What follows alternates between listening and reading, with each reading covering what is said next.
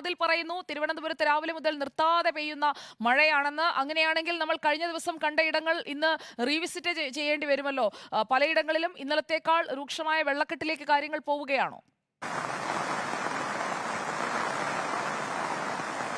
സുജയ, അത്തരത്തിൽ തന്നെയാണ് കാര്യങ്ങളുള്ളത്. ആദിൽ പറഞ്ഞതുപോലെ അതിതീവ്ര മഴ തന്നെയാണ് തിരുവനന്തപുരത്ത് രാവിലെ മുതൽ ലഭിച്ചു തുടങ്ങിയിരിക്കുന്നത്. പിന്നാലെ തന്നെ കഴിഞ്ഞ ദിവസത്തെ വെള്ളക്കെട്ട് പൂർണ്ണമായും ഇറങ്ങിയിട്ടില്ല. അതിനിടയിലാണ് ഇത്തരത്തിൽ അതിശക്തമായ മഴ കൂടി എത്തിയത്. പിന്നാലെ തന്നെ വെള്ളക്കെട്ട് വീണ്ടും രൂക്ഷമാകും എന്നൊരു ഭീതിയിൽ തന്നെയാണ് തിരുവനന്തപുരത്തെ തലസ്ഥാന നഗരത്തിലെ ജനങ്ങളുള്ളതും. ഞാനിപ്പോൾ ഉള്ളത് മുക്കോല ഭാഗത്താണ്. ഒരുപക്ഷെ കഴിഞ്ഞ ദിവസം ഇവിടെ ഇതേ രീതിയിൽ തന്നെ വെള്ളക്കെട്ട് ഉയർന്നിരുന്നു. വീടുകളിലടക്കം വെള്ളം കയറുന്ന ഒരു സാഹചര്യം ഉണ്ടായിരുന്നു. അതേ രീതിയിൽ തന്നെ സമാനമാണ് ഇന്നത്തെയും അവസ്ഥ. ഇവിടെ ഈ റോഡ് ഇപ്പോൾ ഒരുപക്ഷെ കാണാൻ കഴിയുമായിരിക്കും ഈ ദൃശ്യങ്ങളിൽ. കൃത്യമായി വലിയൊരു ഈ റോഡ് നീളെ വെള്ളം കയറിയിട്ടുണ്ട്. വെള്ളക്കെട്ട് രൂക്ഷമാണ്. ആർക്കും അങ്ങോട്ടേക്ക് പോകാൻ, നമ്മുടെ വാഹനത്തിൽ പോലും അങ്ങോട്ടേക്ക് പോകാൻ ചില ബുദ്ധിമുട്ടുകൾ ഉണ്ടായിരുന്നു.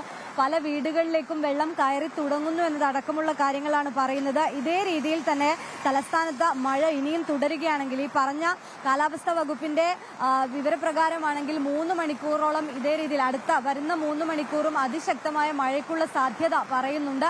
അങ്ങനെയാണെങ്കിൽ വരുന്ന സമയങ്ങളിൽ വെള്ളക്കെട്ട് രൂക്ഷമാകുമെന്നൊരു പേടി എല്ലാവർക്കും ഉണ്ട്. ഈ പറഞ്ഞതുപോലെ അട്ടക്കുളങ്ങര ഭാഗത്തായാലും മുക്കോലേക്കൽ മുട്ടത്തറ ഭാഗത്തായാലും ഒപ്പം തന്നെ ഈ ടെക്നോ പാർക്ക് ഏരിയകളിലായാലും ഈ വെള്ളക്കെട്ട് ഉണ്ടാകുന്ന സ്ഥലങ്ങളാണ്. അവിടെയൊക്കെ തന്നെയും ഇതേ രീതിയിൽ മഴ പെയ്യുകയാണെങ്കിൽ ഈ വെള്ളക്കെട്ട് രൂക്ഷമാകുമോ എന്നൊരു സാഹചര്യം തന്നെയാണ് നിലവിലുള്ളത്. ഒപ്പം തന്നെ പലയിടത്തും ഈ മരം വീണ് വൈദ്യുതി മുടങ്ങുന്നൊരു സാഹചര്യം ഉണ്ടായിട്ടുണ്ട്. ഈ കാര്യവട്ടം അടുത്തടക്കം ഇന്ന് മരം വീണിരുന്നു. ആളപായമൊന്നുമില്ല എന്നത് ആശ്വാസകരം. പക്ഷേ ഈ പറഞ്ഞതുപോലെ വലിയ രീതിയിൽ ശക്തമായ കാറ്റുകൂടി ഏതായാലും എത്തിയിട്ടുണ്ട്. അതുകൊണ്ട് തന്നെ ഈ വരുന്ന മണിക്കൂറുകളിൽ ഈ പറയുന്നത് പോലെ വെള്ളക്കെട്ട് ഒപ്പം തന്നെ മരം വീഴാനുള്ള സാഹചര്യം, അത്തരത്തിലുള്ള സ്ഥിതിഗതികൾ ഏതായാലും ഉണ്ട് എന്നുള്ളതാണ്. അതുകൊണ്ട് തന്നെ അതീവ ജാഗ്രത പാലിക്കണമെന്നൊരു നിർദ്ദേശം കാലാവസ്ഥാ കേന്ദ്രത്തിന്റെ ഭാഗത്തു നിന്ന് നൽകുന്നുണ്ട്. ഇവിടെ ഒരുപക്ഷെ വാഹനങ്ങളൊക്കെ നിർത്തിയിട്ടിരിക്കുന്നത് കാണാം. ഈ പറയുന്നത് ഇവർക്ക് അങ്ങോട്ടേക്ക് പോകാനുള്ള ഒരു ബുദ്ധിമുട്ടുണ്ടോ? കാരണം പകുതിയിലേക്ക് എത്തുമ്പോഴേക്കും ഈ വാഹനങ്ങൾ കടത്താൻ പറ്റാത്തൊരു സാഹചര്യമാണ് നിലവിലുള്ളത്. ചേട്ടാ, ഈ വെള്ളക്കെട്ട് കഴിഞ്ഞ ദിവസവും ഇതേ രീതിയിലായിരുന്നില്ല? ഈ വെള്ളക്കെട്ട് തുടങ്ങിയിട്ട് ഇന്ന് 2 ദിവസമാവുകയാണ്. ഈ 2 ദിവസമായി നിങ്ങളെ പോലെ എല്ലാ ചാനലുകാരും വന്ന് റിപ്പോർട്ട് ചെയ്തിട്ടുണ്ട്. ഈ അധികാരികൾ ആരും തന്നെ കണ്ണു തുറന്നിട്ടില്ല. അവരാരും ഇതുവരെ ഇവിടെ വന്ന് നോക്കുകയോ ഇതെന്താണ് സ്ഥിതിയെന്ന് പറഞ്ഞാൽ എല്ലാ മാധ്യമങ്ങളും വന്ന് റിപ്പോർട്ട് ചെയ്തിട്ടുണ്ട്. ഇത് ആരും അറിഞ്ഞില്ല എന്ന് പറയാൻ നോക്കൂല. നിങ്ങൾ പ്രത്യേകിച്ച് റിപ്പോർട്ട് ചാനലിലേക്ക് നന്ദി പറയാൻ. ഞാൻ ഈ അസോസിയേഷന്റെ സെക്രട്ടറിയായ എന്റെ പേര് വിജയകുമാറാണ്. അത് നിങ്ങളെ പോലെയുള്ളവർ വന്ന് ഇതേപോലെയുള്ള റിപ്പോർട്ട് ചെയ്തിട്ട് പോലും ഈ പ്രളയത്തിന് ഒരു അറുതി വരുത്തുവാൻ ഗവൺമെന്റിന്റെ ഭാഗത്തുനിന്നോ കോർപ്പറേഷന്റെ ഭാഗത്തുനിന്നോ ജനപ്രതിനിധികൾ പോലും കൌൺസിലറും MLA യും മേയറും ആരും തന്നെ ഇവിടെ വന്ന് എത്തി നോക്കിയിട്ടില്ല. അകത്തേക്ക് എത്ര വീടുകളുണ്ടാവും? അതിനകത്ത് ഒരു 30-30ഓളം വീട്. ഈ റോഡെന്ന് പറഞ്ഞത് പ്രധാനപ്പെട്ട റോഡാണ്. ഈ വീടുകളെല്ലാം ഇവിടെ കച്ചവട സ്ഥാപനങ്ങളും വീടുകളെല്ലാം 4 ദിവസമായി ഈ വീടുകളിൽ വെള്ളം കയറി പൊങ്ങിയിട്ട്, എന്നിട്ട് പോലും അവിടെ ആരും ഒന്ന് നോക്കുകയോ ഒന്നും ചെയ്യില്ല.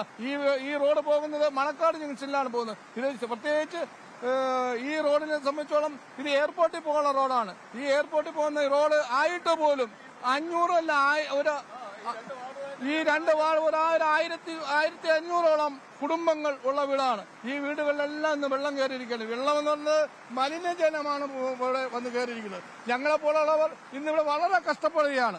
ഈ കഷ്ടപ്പാടിന് ഒരു അറുതി വരുത്തുവാൻ ഗവൺമെന്റിന്റെ ഭാഗത്തുനിന്ന് കണ്ണു തുറക്കണമെന്ന് ഞാൻ വിനീതമായി പറയുകയാണ്. ഇതാണ് ഈ പ്രശ്നം. ഈ പറയുന്നത് പോലെ മലിനജലമാണ് ഓരോ വീട്ടിലേക്കും കയറുന്നത് എന്നതാണ് പ്രധാനപ്പെട്ട പ്രശ്നം. ചേട്ടാ, ഇതിനകത്താണോ വീട്?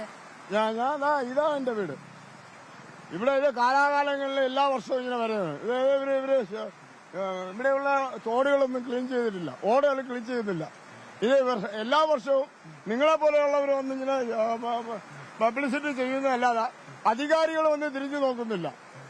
അത് മാത്രമല്ല, MLA ഇവിടെ ഉണ്ട്, ഇതുവരെ വന്നിട്ടില്ല. കൌൺസിലറുണ്ട്, വന്നിട്ടില്ല. പഴയ MLA വന്നിട്ട് പോയി.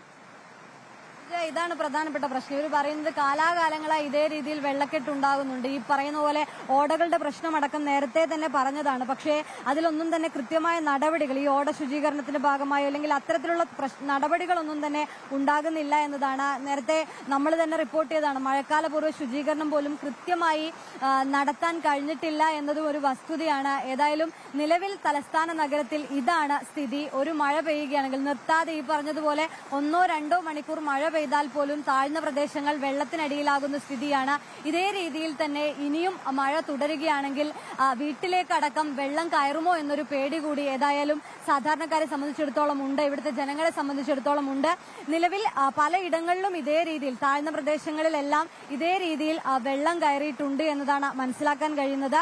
ഏതായാലും ഈ ഇത്തരത്തിലുള്ള നടപടികൾ ഇവർ പറയുന്നത് പോലെ കൃത്യമായ നടപടികളോ അല്ലെങ്കിൽ ഈ ഓട വൃത്തിയാക്കുന്നത് പോലുള്ള തോട് വൃത്തിയാക്കുന്നത് പോലുള്ള നടപടികളൊന്നും ഉണ്ടാകുന്നില്ല എന്നൊരു കാര്യം തന്നെയാണ് ജനങ്ങൾ പ്രധാനമായും കടകളൊക്കെ അടച്ചിട്ടിരിക്കുകയല്ലേ? അതായത് കടകൾ തുറന്നാൽ കടയിലേക്കും വെള്ളം കയറുന്ന സാഹചര്യമല്ലേ?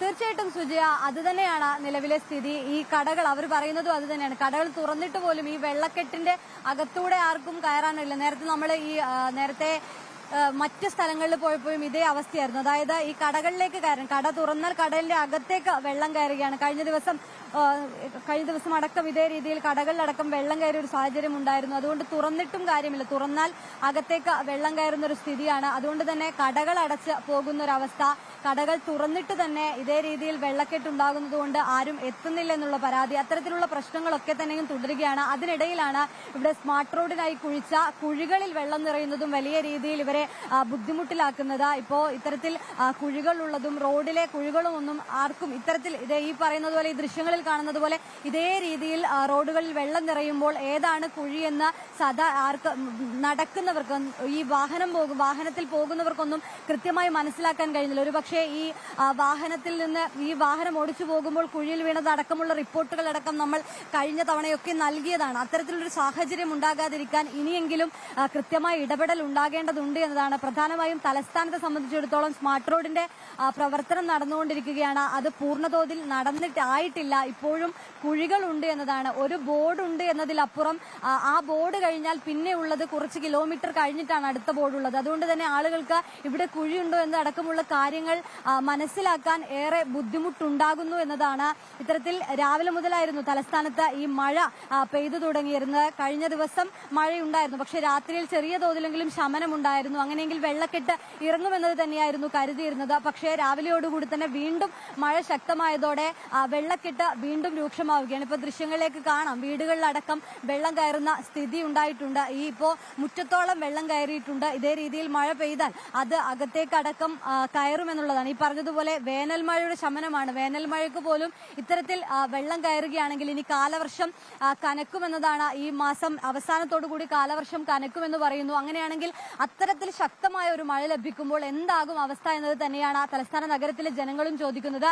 ഏതായാലും സുജിയ, തലസ്ഥാനത്തെ പല പ്രദേശങ്ങളും നിലവിൽ ഇതേ രീതിയിൽ വെള്ളക്കെട്ട് രൂക്ഷമായി തുടരുകയാണ്. ഓക്കെ, സുനിഷ അയ്യല്ലൂരാണ് അവിടുത്തെ തത്സമയ ദൃശ്യങ്ങളടക്കം കാട്ടിത്തന്നത്. വീടുകളിലേക്ക് വെള്ളം കയറി തുടങ്ങിയിരിക്കുകയാണ്. ഇന്നലെ പെയ്ത മഴ, അതോടൊപ്പം ഇപ്പോൾ പെയ്തുകൊണ്ടിരിക്കുന്ന മഴ, ഇങ്ങനെ മഴ തുടരാനുള്ള ഒരു സാഹചര്യവും തിരുവനന്തപുരത്തുണ്ട്. അതുകൊണ്ട് തന്നെ അധികൃതർ എത്രയും പെട്ടെന്ന് ഇടപെടണം. ഓടകളൊന്നും വൃത്തിയാക്കിയിട്ടില്ല. മലിനജലം അത് അപകടങ്ങൾക്ക് മാത്രമല്ല, മലിനജലം മൂലമുള്ള അസുഖങ്ങളും അവിടെയുള്ളവർക്ക് ഉണ്ടാകാതിരിക്കാനുള്ള ഇടപെടൽ അടിയന്തരമായി ഉണ്ടാകേണ്ടിയിരിക്കുന്നു. നമുക്ക് ഇനി